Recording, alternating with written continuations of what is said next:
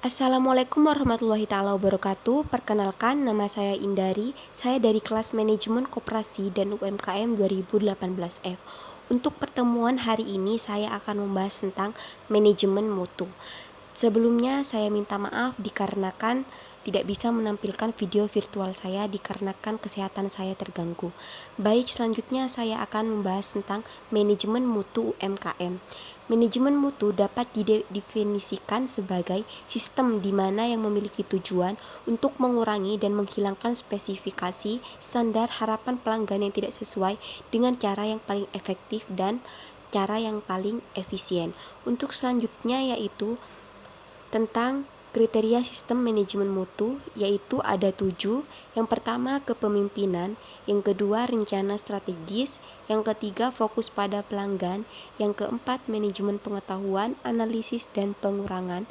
Dan yang kelima, fokus pada sumber daya manusia. Yang keenam, manajemen proses. Dan yang terakhir, hasil bisnis.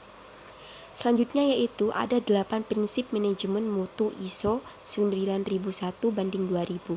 Yang pertama, fokus kepada pelanggan. Yang kedua, kepemimpinan. Yang ketiga, kelibatan semua pihak. Yang keempat, pendekatan proses. Yang kelima, pendekatan berkelanjutan. Yang keenam, pendekatan sistem kemanajemen.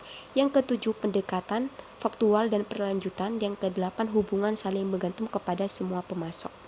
Selanjutnya yaitu tentang komponen utama manajemen mutu, yaitu ada 5. Yang pertama, sistem manajemen. Yang kedua, mentalitas dasar. Yang ketiga, gugus kendali mutu. Yang keenam, langkah pemecahan masalah. Dan yang kelima, alat kendali mutu. Adapun konsep manajemen mutu ada 5. Yang pertama, terus menerus. Yang kedua, pemberdayaan karyawan. Yang ketiga, pembandingan kinerja. Yang keempat, just in time. Dan yang kelima, pengetahuan mengenai peralatan dan teknik yang berguna dalam penerapan manajemen mutu. Selanjutnya yaitu pengelolaan modal dan anggaran modal UMKM. Manajemen modal kerja merupakan bagian yang sangat sensitif bagi perusahaan. Manajemen modal kerja dalam suatu perusahaan diperlukan untuk mengetahui jumlah modal kerja optimal yang dibutuhkan perusahaan tersebut. Anggaran modal UMKM.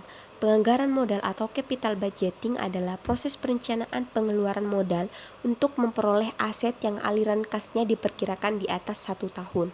Penganggaran modal mencakup keseluruhan proses penganalisisan proyek-proyek dan penetapan proyek mana yang akan dimasukkan ke dalam penganggaran modal. Selanjutnya yaitu penganggaran modal pada UMKM. Usaha mikro kecil dan menengah dapat melangsungkan bisnisnya dengan melakukan perkembangan bisnis atau membuat cabang dengan pengumpulan dana investasi. Disperindak mendefinisikan industri kecil sebagai suatu kegiatan usaha industri yang memiliki nilai investasi sampai dengan 200 juta. Selanjutnya yaitu macam-macam penganggaran modal menurut Brigham dan Hodgson 2001 jilid 457.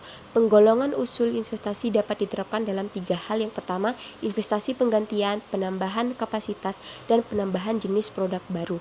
Termasuk dalam golongan investasi penambahan kapasitas adalah usul-usul penambahan jumlah mesin dan pembukaan pabrik baru.